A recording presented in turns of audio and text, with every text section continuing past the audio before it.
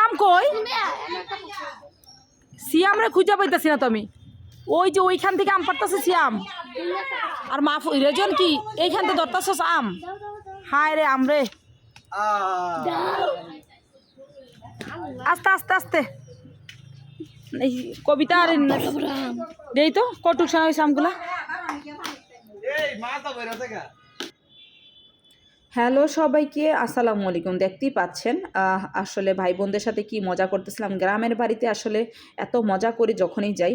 তো ওই দিন হচ্ছে পয়লা বৈশাখ ছিল। পয়লা বৈশাখের ভিডিও আপনাদের সাথে অলরেডি আমি শেয়ার করে ফেলেছি, এই জন্য আর পয়লা বৈশাখের ভিডিওটা শেয়ার করতেছি না। তো পয়লা বৈশাখের দিন সারাদিন কী কী করছি সেটাই শেয়ার করতেছি।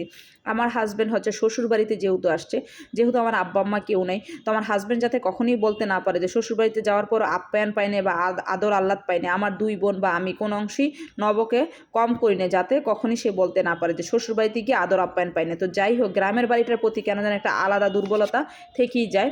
বারবারই বলি গ্রামের পরিবেশটা একটু অন্যরকম। তো আমি আর আমার চাচি মাটির চুলায় রান্না করতেছি। এইগুলা করার মধ্যে কিন্তু একটা আনন্দ আছে, আলাদা সব কিছুই আছে।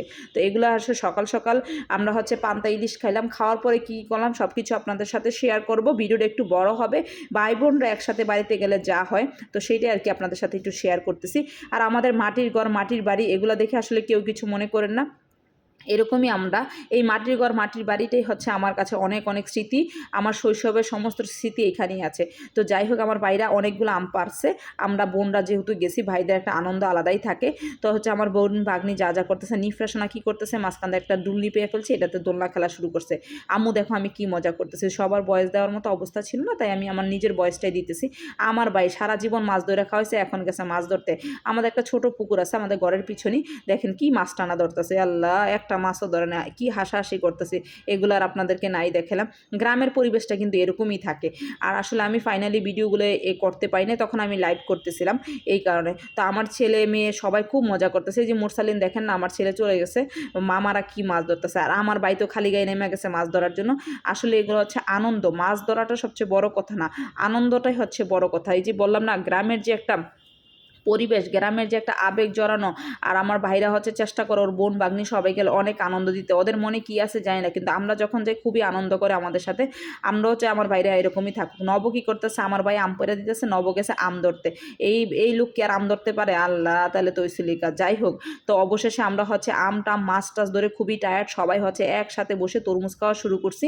এখানে হচ্ছে অনেক চিল্লাচিল্লি ছিল, এগুলো আর শেয়ার করলাম না। এই যে গ্রামের বাড়িতে বললাম না, একটা পরিবেশ কিন্তু অন্যরকম। এটা হচ্ছে আমার বাবার বাড়ি, মানে এটা আমার নিজের বাড়ি ছিল কোনো একটা সময়, এখনও আছে, আমি এটাই মনে করি। তো হচ্ছে বাইরে অনেকগুলো মাছ ধরছে, এই যে দেখেন বলের মধ্যে। তারপরে হচ্ছে অবশেষে আমরা দুই বোন, আমার ছোট চাস্তো বোন আর আমরা দুই বোন হচ্ছে মাছ কাটতে বসে পড়ছি। আর আমার বাইরে বলছি, ভাই একটু মাছটা বাইরে বেড়ে মাইরা দিই। আসলে আমি তো পারতেছিলাম না। যাই হোক, অবশেষে মাছ তো কাটছি, সব কিছুই করার চেষ্টা করছি। তারপর হচ্ছে বিকালবেলা সবগুলা ভাই বোন মিলে আমরা হচ্ছে একটু ঘুরতে গেলাম। এটা হচ্ছে পয়লা বৈশাখের দিন ছিল, কিন্তু কেউই কোনো পয়লা বৈশাখের ড্রেস পরে না। অনলি ওয়ান নিফরাসোনা খালি পয়লা বৈশাখের ড্রেস পরেছে। তখন হচ্ছে বিকালটা একদম শেষ বিকাল ছিল, একদম সূর্যটা ডুবে যাচ্ছে, কি সুন্দর সূর্যটা দেখেন। আর গ্রামের পরিবেশটা দেখেন, গ্রামের পরিবেশটা দেখলেই হচ্ছে মনটা জুড়ে যায়। শৈশবে কত স্মৃতি এই রাস্তা দিয়ে, আমি কত দিন এই রাস্তা দিয়ে একা একা হাঁটছি, বাবার সাথে বাজারে গেছি, সেই স্মৃতিগুলো বারবার মনে করিয়ে দেয় আসলে গ্রামের বাড়িটা কতটা সুন্দর। তো অবশেষে আমরা একটা ট্রলার ভাড়া করলাম, সেটা হচ্ছে আমাদের সটাকি বাজার থেকে ষাটনল। এই জায়গাটা আপনারা চিনবেন না। আমরা সব ভাই বোনরা একসাথে উঠছি, সাথে হচ্ছে আমার ফুফাতো ব্যাসে যে বাবুর পোটলা যেটাকে বলে, ওর সাথে আমার সারা জীবন ঝগড়াই হয়। অথচ ও হ্যাঁ দুইটা বাচ্চার বাপ, আমি হচ্ছে একটা বাচ্চার মা, কিন্তু আমরা ভাই বোন সবসময় ঝগড়াই করতাম, এরকম একটা অবস্থা।